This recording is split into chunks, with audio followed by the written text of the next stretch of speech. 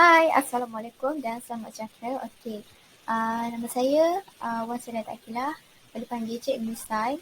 Okey, hari ini cikgu nak bincangkan subjek sains tingkatan 4 bab 8.2 iaitu jadual berkala unsur moden.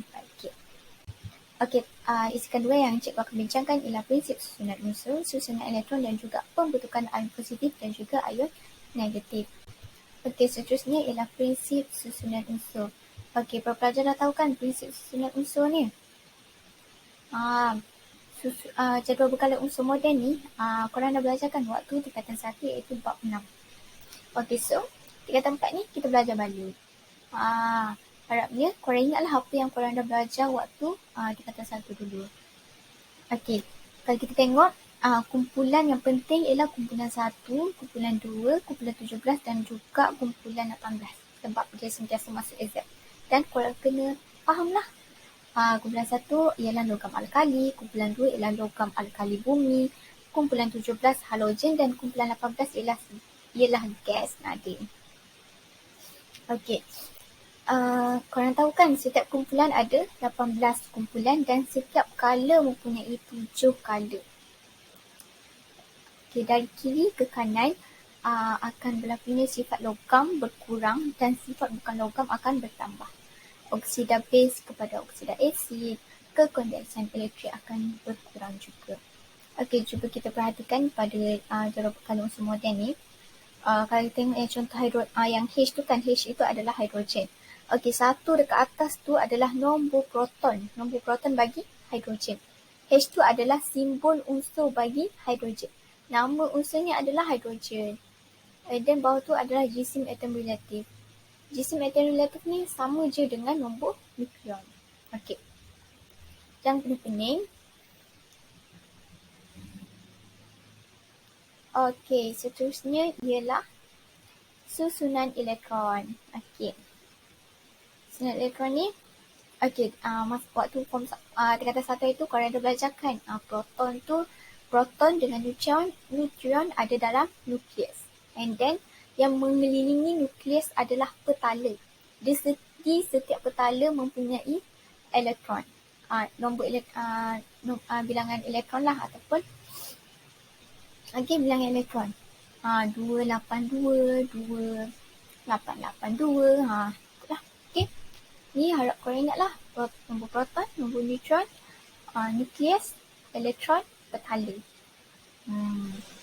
Okey, so kita kena tahulah macam mana nak susun elektron tu.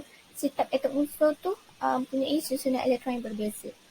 Hidrogen tu susunan elektron dia macam mana, magnesium tu macam mana, kalsium tu macam mana. Okey, seterusnya ialah cara korang untuk susun elektron. Okey, contoh. Pertama ialah korang kena pasti dulu atom unsur mana yang korang kena susun. Contoh magnesium. So korang kena pastilah petala-petala elektron yang mengelilingi nukleus dilabelkan dengan 1, 2, 3, 4 ataupun KLMN. Okay, mulai daripada petala yang terdekat dengan nukleus. Langkah 2 ialah isikan petala yang terdekat. Maksudnya contoh ferrum, Fe kan. So petala yang pertama berapa elektron? Lengkapkan petala pertama dulu. Lepas tu baru petala kedua, petala ketiga. Petala 1, 2 elektron, petala kedua 8 elektron, petala ketiga 8 elektron. Okey, jom kita bincang sama-sama. Okey, contoh. Contoh dia bagi contoh dalam exam nanti dia bagi bentuk macam ni. Korang tak faham kan? So X tu adalah sebagai simbol unsur. Simbol unsur ni apa? Simbol unsur ni adalah klorin, oksigen, karbon. Itu adalah simbol unsur. Tapi dia simbol unsur, contoh simbol unsur bagi karbon adalah C. Simbol unsur bagi klorin adalah Cl. So korang kena ingatlah. Korang kena ingat simbol unsur dan juga nama unsur tersebut. Okay. And then A itu adalah nombor nukleon. Nombor nukleon ni ialah jumlah daripada nombor proton dan juga nombor neutron akan menghasilkan nombor nukleon. Okey, faham betul-betul ya? Jangan keliru. Okey, semula saya ulang balik. Nombor neutron tambah dengan nombor proton akan menghasilkan nombor nukleon. Ataupun untuk dapatkan nombor neutron tu,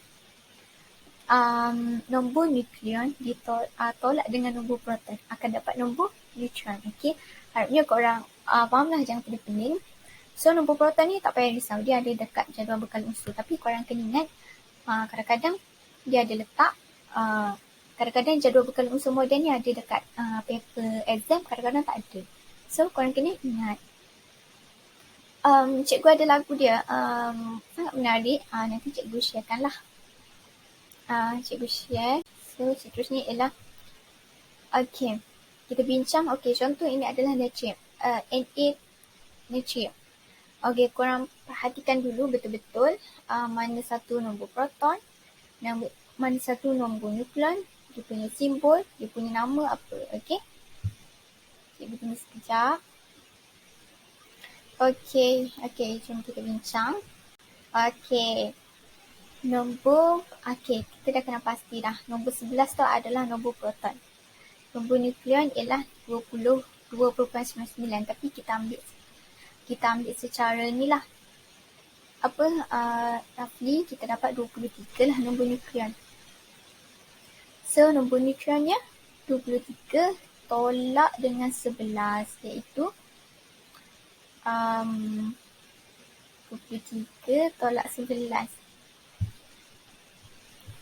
Okey, disebabkan nombor nukleon dia 23, nombor proton ialah 11. Macam cikgu bagi tahu tadi, nak dapatkan nombor nukleon tolak dengan nombor proton akan dapat nombor neutron. So 23 tolak dengan 11 akan dapat 12. So nombor neutronnya ialah 12. Na itu adalah simbol bagi atom unsur, nama dia sodium.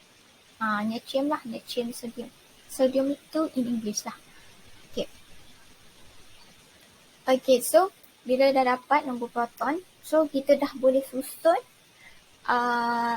elektron pada petala macam kita ikut step tadi lah.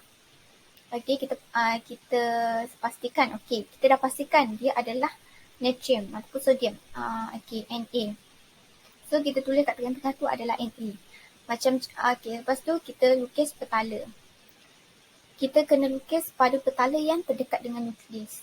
Iaitu petala paling kecil tu lah. Petala paling kecil tu. Petala pertama lah, petala paling kecil tu. Okey, petala pertama tu kita letak 2 elektron. Dia sebab memang 2 elektron sajalah maksimum. So, and then petala kedua kita letak 8 elektron. Okey, cuba kita sum up dulu. 2 tambah 8 ada 10. Tapi nombor proton dia ada 11. So, satu lagi elektron yang tak letak pada petala. So, kita tambah lagi petala yang ketiga. Petala yang ketiga ada satu je lah elektron. Okey, sebelum tu takut korang takut ada pelajar yang macam confused. Nombor proton tu adalah sama dengan nombor elektron. Ataupun bilangan proton adalah sama dengan bilangan elektron. Okey, so susunan elektron dia ialah 281. 2 pada petala pertama, 8 tu pada petala yang kedua dan 1 tu adalah pada petala yang ketiga. Jadi 281 lah. 8, 9, kalau tambah 2 tambah 8 tambah 1 dapat 11. Itu adalah nombor proton ataupun nombor elektron. Okey, seterusnya ialah pembentukan ion positif dan juga ion negatif. Kenapa boleh berlaku pembentukan ion ni? Sebab kebanyakan unsur atom tak stabil. Nanti kita tengok balik macam mana nak tahu dia stabil ke tak. Okey, pembentukan ion ni berlaku apabila sesuatu atom unsur ingin mencapai susunan oktet atau duplet yang stabil. Okey, sama ada dia derma ataupun dia terima elektron, dia akan jadi ion negatif ataupun ion positif. Okey, kalau kita tengok ini, okey, kurang stabil. Dia perlu tambah elektron ke? Dia perlu menerima elektron ke? Dia perlu derma elektron. Okey, contoh dia perlu menerima elektron. Kalau dia perlu menerima elektron, dia akan jadi ion negatif. Kalau dia perlu menderma elektron, dia akan jadi ion positif untuk menjadi lebih stabil. Okey, macam mana nak tahu susunan tu adalah duplet ataupun oktet, iaitu kalau duplet ni macam hidrogen. Hidrogen kan, dia ada satu saja elektron, so dia kena capai susunan duplet yang stabil lah dengan tambah satu elektron. Dia akan jadi ion negatif lah. And then oktet lengkap. Petala terluarnya ada 8. Kalau duplet, petala terluarnya 2 sahaja. Okey, sebelum tu cikgu nak bagi tahulah macam mana nak tahu dia kena tambah ke, dia kena derma ke, kan? Okey, kalau dia nak derma, macam tadi natrium kan? Natrium ada 281. So, petala yang keluar dia ada satu saja. Lebih satu. So, kalau dia nak lengkapkan petala dia yang terakhir tu, dia kena tambah 7 elektron. Banyak ke tak? Banyak kan? So, lebih baik dia menderma. Iaitu dia derma satu saja. So, dia derma satu. Dia akan jadi ion positif lah. Natrium ni. Macam tu. Kalau nak tahu dia apa, and then seterusnya ialah macam mana nak tahu dia menerima pula. Contoh, elektron terluar dia adalah 7, 8.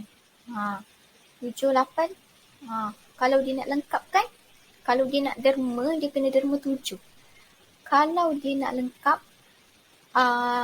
dia kena terima satu elektron. So, akan jadi, so lebih baik dia terima elektron. Dia akan jadi ion negatif kat situ. Okey, kita tengok contoh. Mesti korang pening kan sebab tak ada slide. Contoh. Okey, ni kita tunjuk contoh. Ni, peruntukan ion positif dan ion negatif. Okey, ni contoh magnesium. Magnesium, kalau kita tengok pada jadual berkala unsur moden, dia adalah pada kumpulan yang kedua. Macam mana cikgu tahu dia kumpulan kedua? Sebab kita tengok pada petala terluar dia. Petala terluar dia adalah 282. Magnesium ada 12 lah, 12 nombor proton. 282 iaitu pada kumpulan yang kedua. Dia ada 2, elektron terluar dia 2. So, kalau dia nak lengkapkan petala terluar dia tu, dia perlu terima 6 elektron ataupun dia perlu derma 2 elektron. Dia lebih baik derma lah sebab sikit kan. Dia memudahkan lagi lah. So, dia derma 2 elektron. Dia akan menghasilkan ion positif magnesium. So, dia akan jadi 28. Yang asal tadi atom magnesium. Bila dia derma, dia akan jadi ion positif magnesium. Nama dia dah bertukar dah. Macam ni susunan dia ya. So, dia punya Okey, jadi dia punya persamaan kimia tu Mg menghasilkan Mg 2+ tambah 2 elektron. Maksudnya magnesium tu dia derma elektron, dia akan jadi ion magnesium. Okey, seterusnya kita tengok yang klorin. Klorin 287. 287 dia di kumpulan yang ke-7 sebab petala terluar dia ialah 7. Okey, dia ada 3 petala lah sama dengan magnesium tadi lah. Okey, 287 susunan elektron dia. Maksudnya dia ada 17 nombor proton ataupun nombor elektron. So, petala ketiga untuk capai susunan yang stabil dia kena 8 kan. Dia ada 7. So, kita perlu terima 1 elektron atau kita perlu derma 7 elektron. Mana lagi mudah? 7 ke 1? 1 lah. Paling sikit senang. So, dia akan terima 1 elektron. Bila dia terima 1 elektron, dia akan jadi ion negatif. Dia akan jadi susunan dia 288 lah. Sebab dia terima. So, persamaan kimia dia Cl tambah 1 elektron akan menghasilkan ion negatif bagi klorin. Begitu. Faham ya? Harapnya faham. Okey, seterusnya ialah kesimpulan. Okey, overall lah overall kepada subjek ni. Subtopik ni. Okey, jadual berkala unsur moden punya 18 kumpulan dan 7 kala. Okey. Dan susunan elektron berbeza bagi setiap unsur atom. Ada yang stabil, ada yang tak stabil. Oh, lupa cikgu nak tambah. Kalau bagi kumpulan 18, dia dah capai susunan elektron. Sebab atom unsur dia apa? Contoh helium. Helium ni adalah susunan nukleat yang stabil lah sebab dia 2 elektron terluar. So, dia tak perlu menderma ataupun menerima mana-mana elektron. Macam kromium, Ka tu kan, kromium. Dia pun tak perlu menderma ataupun menerima elektron. Kalau macam neon. Neon ada 10 nombor proton. Maksudnya, kalau kita kira 10, 2, 8. So, petala terluar dia adalah 8. Dia tak perlu menerima ataupun menderma. Dia mencapai susunan oktet yang stabil. Macam itu. Okey. Kumpulan 18 ni dia tak perlu menerima ataupun menderma elektron. Dia sangat special lah. Tak payah susah-susah untuk terima, untuk derma. Okey, balik kepada kesimpulan tadi. Ion positif akan terbentuk apabila atom unsur menderma elektron. Ion negatif berbentuk apabila unsur menerima elektron. Okey, korang ingat macam ni.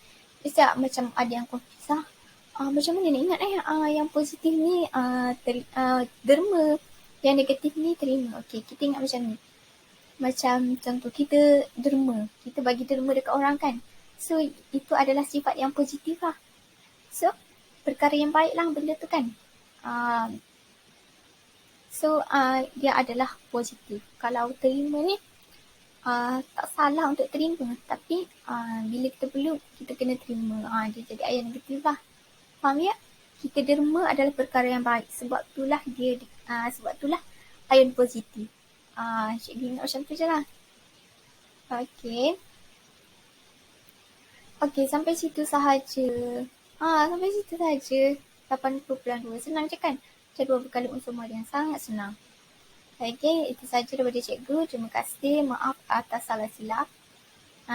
Semoga bermanfaat untuk semua. Bye-bye. Assalamualaikum dan selamat sejahtera.